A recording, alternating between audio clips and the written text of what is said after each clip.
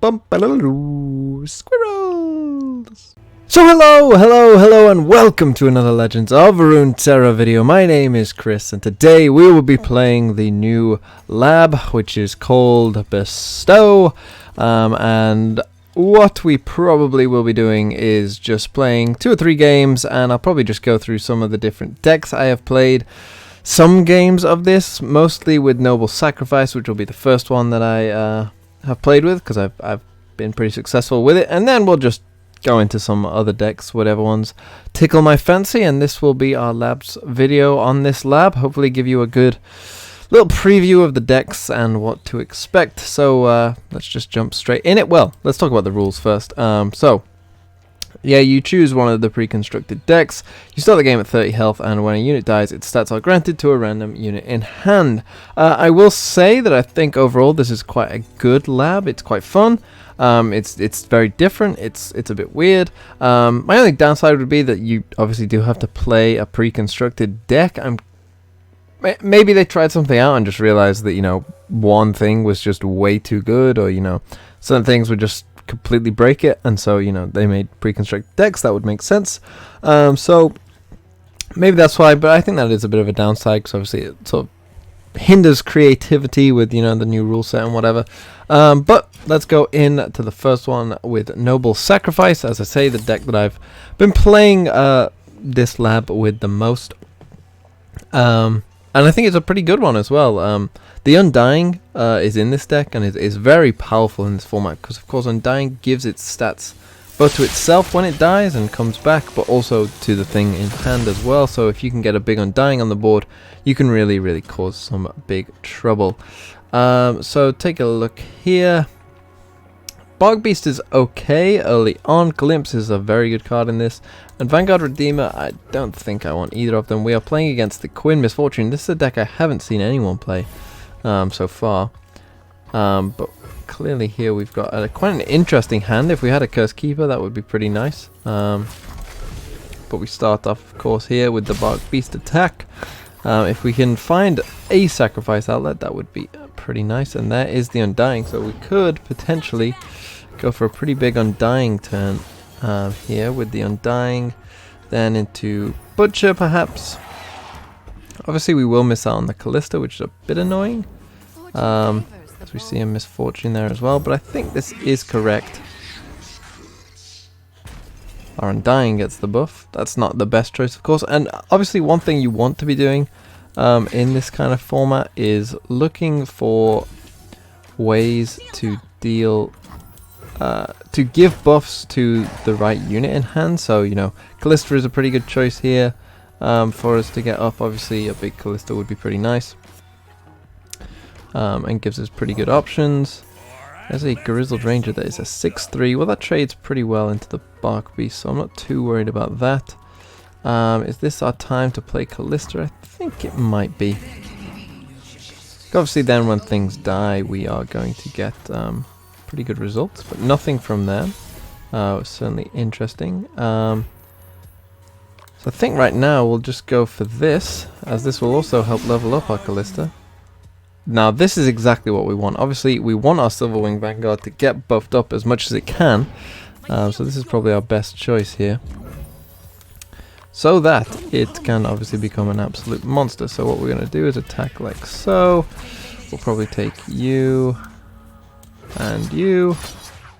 and that will obviously level up Callista. That's a pretty good attack overall, so I'm pretty happy with this. Single combat there. We'll kill the Callista.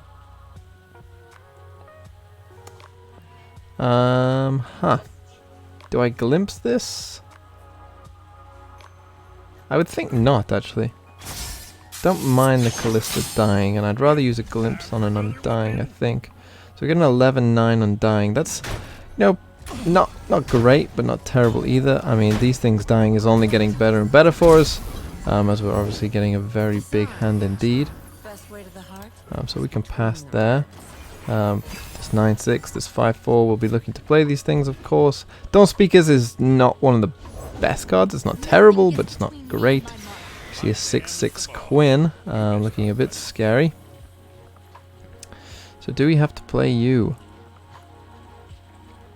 Well, he's gonna scout attack, and we're taking some damage there.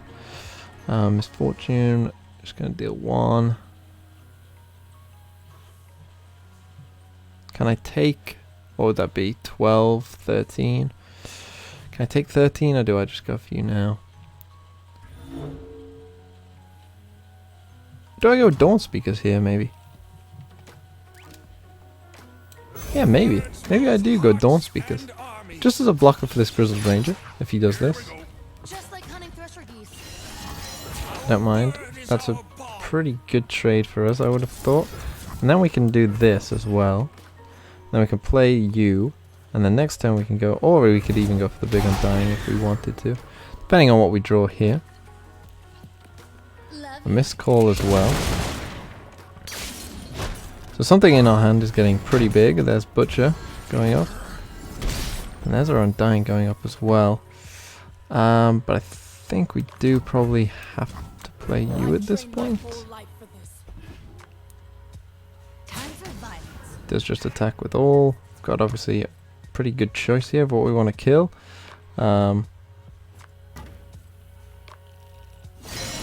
He just decides on that attack instead. That's fine with me.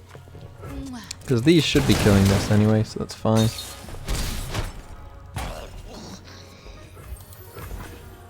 So we could probably play our Undying, the Vanguard, and Butcher here. What's the order that we want? Probably want to get rid of the Undying from hand. Just play that. And then we want to Butcher next. See a 13-12 Island Navigator. So now we want to Butcher this Undying.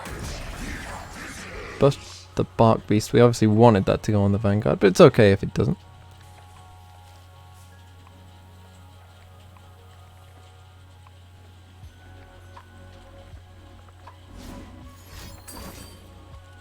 Goes for a Concerted Strike.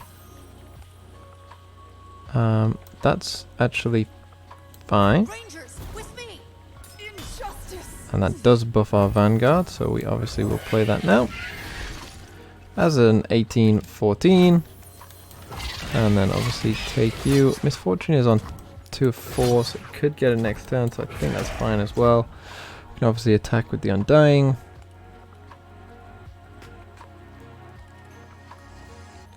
Is that what I want to do? I think so, I think that's correct. And then I can trade with the Navigator at any point, so that's fine as well. If he doesn't have a unit, obviously if he's got a unit in hand, it's going to be pretty big. But if not, then, you know, we should be pretty good there as well. And these Undyings, as I mentioned, just give you so much value. And there's a single combat as well, that's helping us as well. Genevieve Elmhart is a 15-16. It's somewhat fine. We can just go for this now, I think.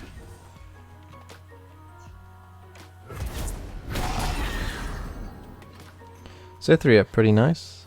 And the Spark Beast as well is a 12-12 now. Hired Gun. Makes you vulnerable. Not ideal, but not the end of the world.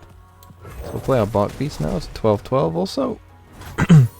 He's just happy to end the round. Wow, really?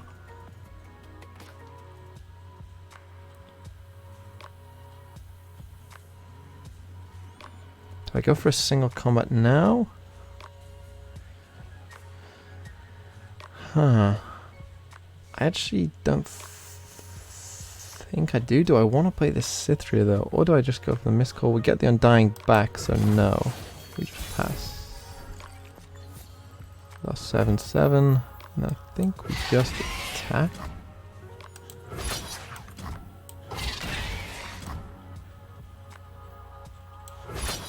I think considering how much of the board we have available to us, we can just afford to do this. Get rid of his 2 big threats. And obviously deal a massive amount of damage. Goes for a Yielding Spirit. Obviously that being fast speed is helping us as well. Is there anything else we can kill that with? No. So I could go for a Judgment here, in fact. Just keep our entire board alive.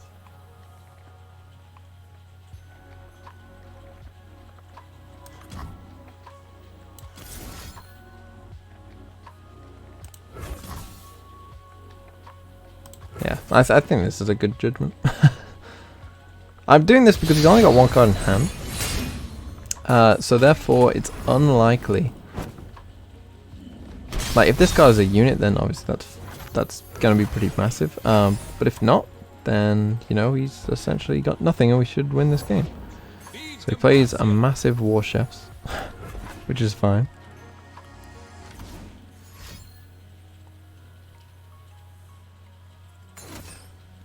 It's a single combat, which is also fine. That gets buffed up. We get a 21-16 Lucian, which obviously seems like a pretty good play. He attacks into that, so he's going to kill his own Warships here. And that's going to give us a massive City to the Bald. Gives us the old Shannon out, as he knows. And as you see, you just get so much value from some of these cards. It is pretty impressive, and obviously we'll just open swing and win the game.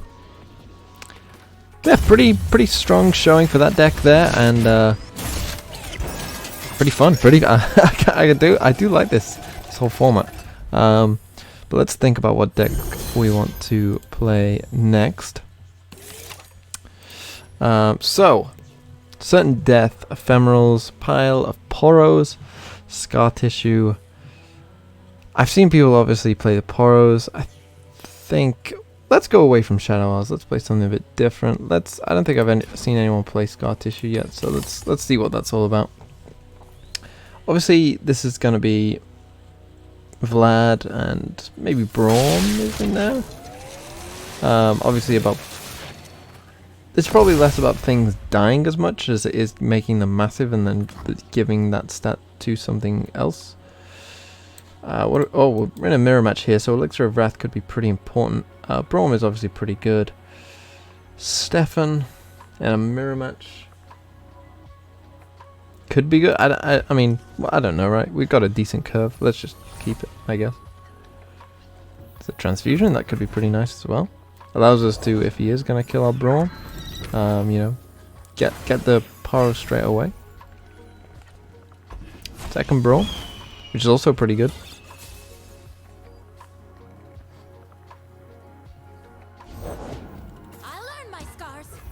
Plays an unscarred Reaver. I'm actually not going to play the Glory Seeker.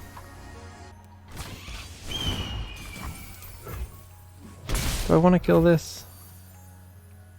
Maybe I will. Maybe it's worth getting the free kill on that. But then is killing that good? That's the thing. I don't know. I just don't know. I think we're on Scarface death. I think. Don't quote me.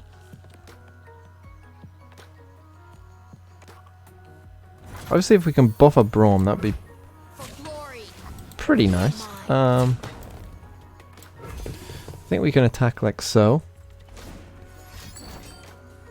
Plays an Elixir of Wrath. That's also fine. So it is on Braum. That's pretty good. So we probably want to get rid of units that aren't Braum. He gets a buffed up Crimson Curate. That is less good. So it's going to be pretty crucial that we can take that thing down. There is Braum. So let's go for this Icefield Archer on the Crimson, just so we don't have to block it, and if something dies, then obviously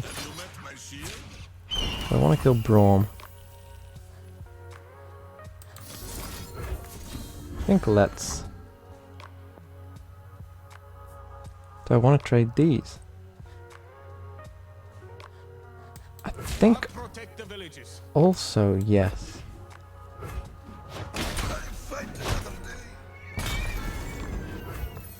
I could have transfusioned. Okay, buffed up the other Braum. Not as good. Third Braum. So let's play one Braum. Victory requires a sharp blade.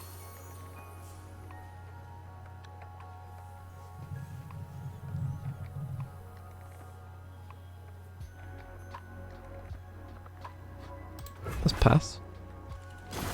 Let's not attack into something stupid. He's obviously going to try and take this now. Goes for the Frostbite. That hurts. Does hurt. Let's go for you. apart. Face me. The bloodier the better.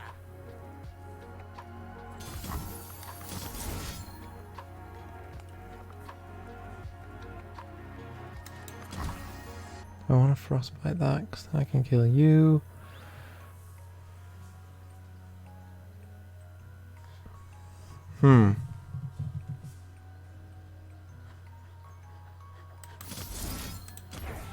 Now let's do this.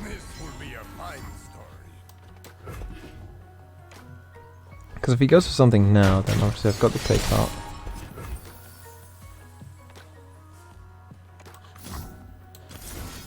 Doubt he has much straight up damage. So we can go for the take heart. Oh, but that's gonna...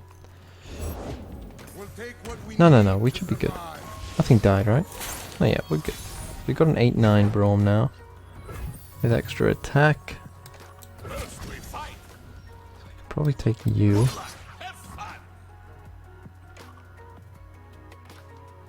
And then go in with nothing else. But Braum levels up.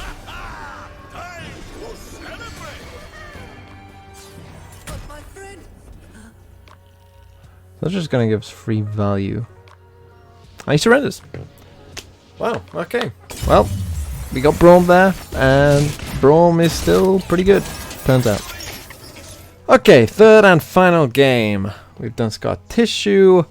The other one I haven't seen is this Nothing But Powder Monkeys. I've seen a lot of people play these first three. That was the first time, but obviously in this video we've seen the other two. So let's go for the Nothing But Powder Monkeys. I guess this is Monkey Idol.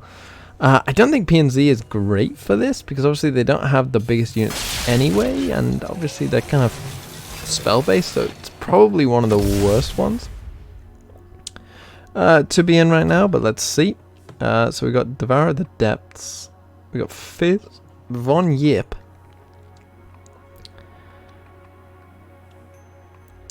I'm not sure we want Von Yip, to be honest. He actually synergizes quite well with the hand, but I think he's a bit slow. I think. What would we want to buff up in our hand? Probably the Fizz, right? So let's just start with a nice bit of synergy. Okay, apparently Von Yip is everywhere. I think we want as many things to die as we can. Well, we want to get rid of everything but Fizz, I think, right? So we take the 4. We're going to empty our hand to just get a massive Fizz. And then go for it, I think. And just kill as many things as we can. Obviously something in his hand is going to be massive pretty soon. Ephemerals obviously fits this pretty well.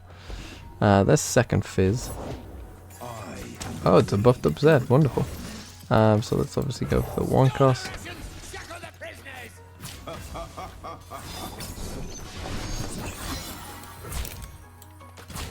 Let's hope these go onto Fizz and not Von Yip. Or Spray Fin is fine as well. Okay, it goes onto Von Yip. And Von Yip again.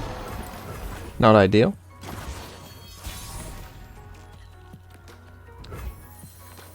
So I guess we play our bigger Von Yip. And then just spam the board with 1-drops. This deck feels not as good. I'll be honest. Pass. Yeah, this doesn't feel great. There's a Vi. Just open attack. That's what we take. 1 hit from Zed. We probably block you. Let the others through. Maybe we can find some value here. I'm not sure. Obviously a massive Vi would also be pretty good. See what he does. Deathmark on Von Yip. Yep. This is an odd choice. Why would you not pick that one?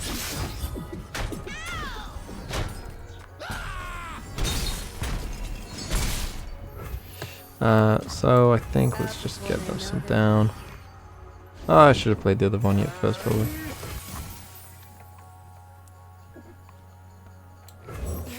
Let's go for it. but I think we're in just such massive trouble. I'm not sure this deck really works. We've got a pretty big Zap Strafe in there. So let's go for Zap. Gets us the Attune and a Jailbreak. And then he plays a 15-11 Hecarim. So there isn't much we can do about. So we'll play a Fizz, I guess. Then we'll play a Jailbreak, I guess.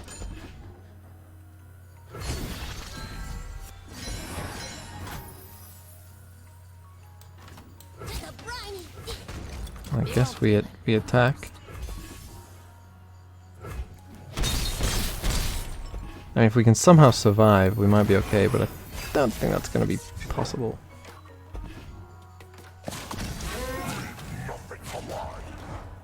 They won't suffer long.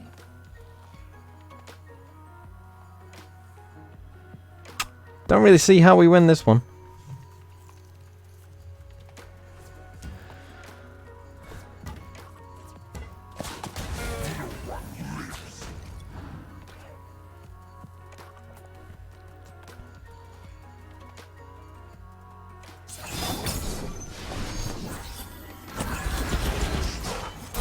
With a leveled up Hecarim as well, I don't think this one has gone that well. I'm not sure this is the good deck. So I can obviously block you. And then it feels like a Z block is pretty obvious. Probably you there. And something like that. I think that leaves me alive just about. With then very little to play. These Vi's are going to be pretty massive, which is, you know, good in a way, I guess. I'm pretty sure this game is over looking at this board. See how big we can make this Vi. Oh, 18. Oh, 14. So yeah, we just double drew champions, which I don't think is that good in this, to be honest. And our Fizz doesn't go up because he's a spell. Okay. Well, we can level Vi up. But I think that's about it. And I think this game is over. So there you have seen the different decks. I would say that third one is struggling to find what it's trying to do, but the first two seemed okay. As I say, I think the best one I've seen is Noble Sacrifice, but you saw the power of the potential ephemerals as well. I think obviously Shadow Isles in general is going to be pretty good at doing what this game mode wants you to do. So I would say, you know, if you want to win games at this, then go for one of the Shadow Isles one. I've seen the Poros one be pretty okay as well, and I think, you know, these two are okay. This one seemed a little confused, and, you know, I don't think PNZ or Bilgewater are the best for what this type of thing wants you to do, because they tend not to have the biggest statted units, and that's kind of what you want, which is why Shadow Isles and Demacia obviously are pretty good at this whole thing. So I would say Noble Sacrifice is probably where you want to be. But with that said, yeah, there's some labs. That was actually my first defeat in this lab as well, which is pretty annoying. But I've been Chris. Thank you for watching. Have a really nice day.